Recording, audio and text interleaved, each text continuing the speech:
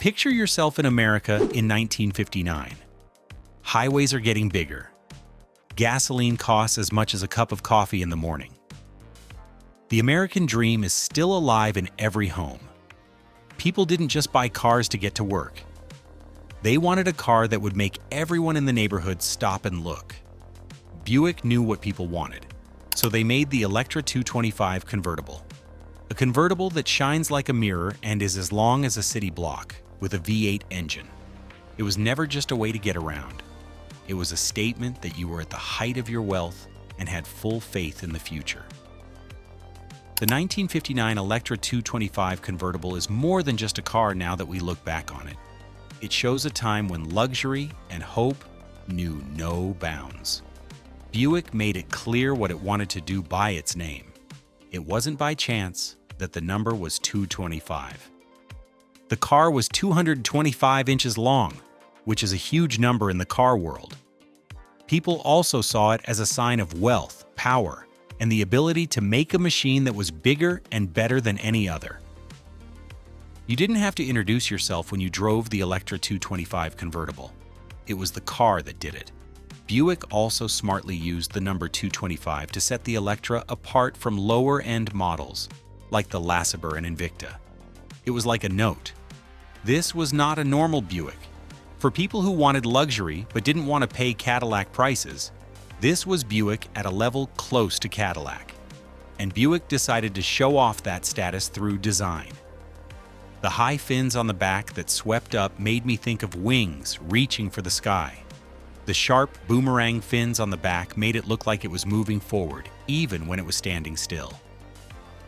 The grille at the front went all the way across and had chrome bars that reflected the sun. The thick bumper shone like a smile that said, "I'm sure." Buick did a good job of making the car look light, which was impressive. The character lines on the body made it look like it was all one piece. When the soft top was down, the whole car looked like a fancy yacht sailing down the street. People not only looked at it, but it also made people inside feel like they were in a whole new world. It felt like you were walking into a fancy mobile living room as soon as you opened the door. The seats were covered in soft leather and could be adjusted in 6 different ways, so every time you pressed a button, it felt like a treat. In the late 1950s, it was very rare for buyers to be able to choose heated seats.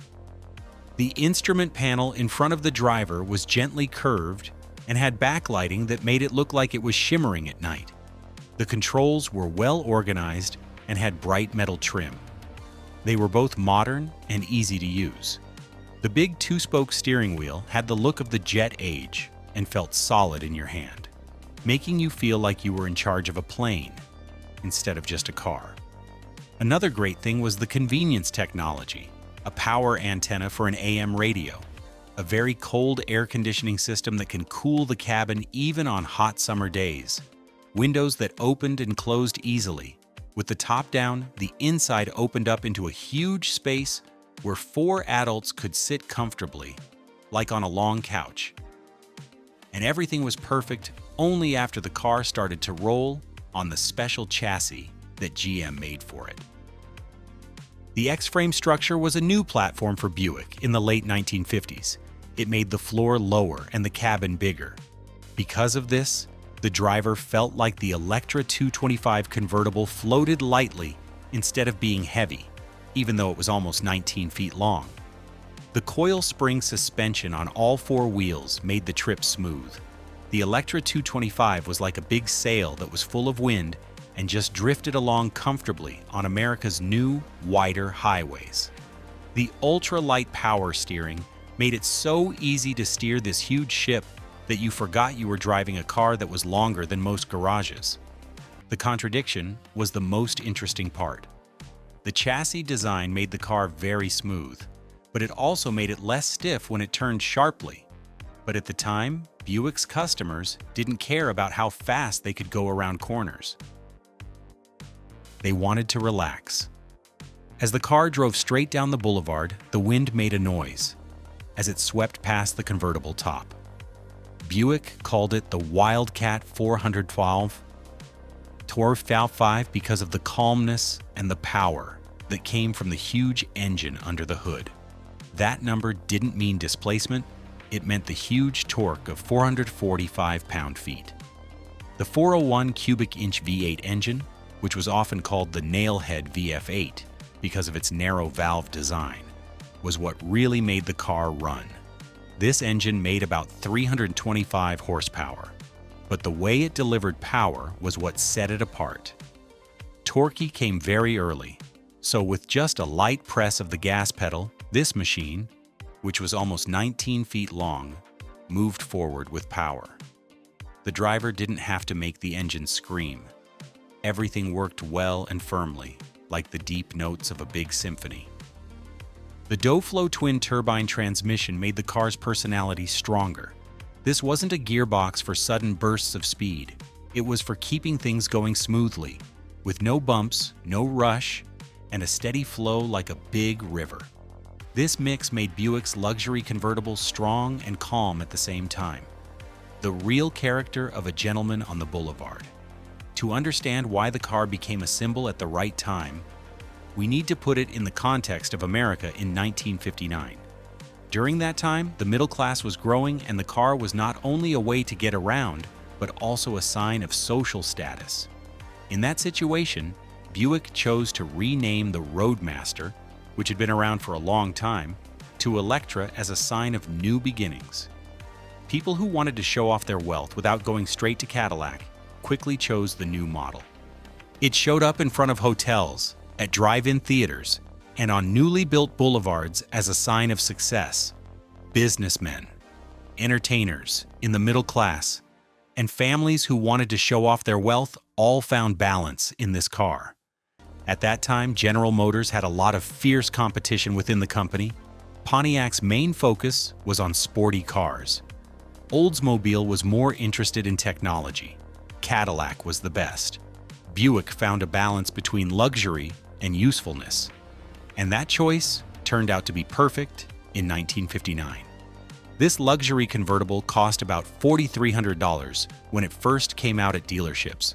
That was a lot more than the price of a Chevrolet Impala convertible, which was only about $2,800. The difference was big enough for buyers to know they were entering a whole new market, one where comfort and luxury were the most important things. The fact that the car was only made in a small number of copies made it even more special. That year, only about 1,130 units were made. That number was very small compared to the hundreds of thousands of Impalas or Ford Galaxies from the same time period. Because of this, this model was not often seen on the streets, even when it was new. It looked more like something to collect. Buick also offered many unique paint options, such as lucerne green, lido lavender, or garnet red, as well as different interior layouts, even though it was still part of the regular product lineup. This meant that each car was like a work of art in its own right, and very few were exactly the same. Collectors really want this model because it was very expensive to launch, and only a few were made. But let's compare it to its direct competitors of the time to get a better idea of how valuable it is. And its place is clear. The Cadillac Series 62 convertible was the best of the best. It had a bigger engine and cost almost $1,000 more.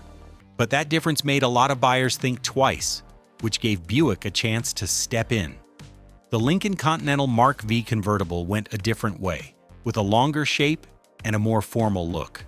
Lincoln's interior, on the other hand, wasn't as nice, and the brand didn't always keep up with Buick's quality. The Chrysler Imperial Crown convertible, on the other hand, had modern features that set it apart, but it was rare and had a hard time making a strong impression on the streets. The Buick Electra 225 convertible was the best choice at that time. It wasn't as hard to get as Cadillac, as serious as Lincoln, or as rare as Chrysler. It was a mix of style, comfort, and value that made owners feel like they were entering a world of luxury while still being more accessible than the biggest brands.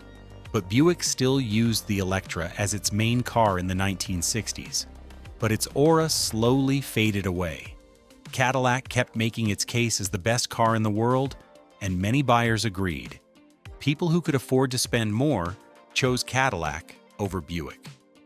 At the same time, Buick had to do two things: keep up its image as a luxury brand and make sure sales stayed strong. This made the Electra's design and features safer and safer, not as daring as the convertible from 1959. The car stayed big and fancy with each generation, but it became more common, which took away some of the exclusivity that made it so appealing at first. The Cadillac shadow kept getting bigger. Cadillac was the brand for people who wanted the best of everything. People who wanted a sporty, youthful car went to Pontiac. Buick was in the middle and slowly lost its unique identity. That's why Cadillac is the first name that comes to mind when people talk about classic American luxury cars decades later. People often forget about the Electra 225 convertible, but when it shows up at an auction or exhibition, Buick's flagship convertible often surprises a lot of people. A car that still has matching numbers, its original interior, and a restored exterior that meets standards can sell for between $65,000 and $90,000. That number is still higher than the prices of most 1950s cars, but not quite as high as Cadillacs from the same time. Not only do collectors like it because it's rare, but also because it's luxurious. There were only about 11,000 made, and very few are still in their original condition today. Every time one shows up in its original form from 1959, it's a special moment. Some are in private collections, while others are in museums or Buick clubs all over the United States. It's not easy to fix up a convertible Electra. It's almost impossible to find chrome trim pieces, the one-of-a-kind curved instrument cluster, or the original convertible top fabric these days. That difficulty has only made the original examples more valuable. Buick's luxury convertible is still very appealing more than 60 years later. Not only is it a car, but it also reminds me of a time when the American auto industry had big dreams. A time when the length of a person's body, the shine of chrome in the sun, and the deep rumble of a V8 engine were all signs of luxury. The Electra 225 convertible showed that Buick could make a car that was both powerful and stylish, as well as fancy and easy to drive. That mix made it a real sign of the golden age of the late 1950s. Please tell us about your experience with these cars in the comments if you have ever seen or even sat in one. And if this is your first time hearing about it, let me know what you think of that uniquely American way of living in luxury. Please don't forget to like, comment, subscribe, and hit the notification bell so we can keep going on this journey through the classic cars that changed history.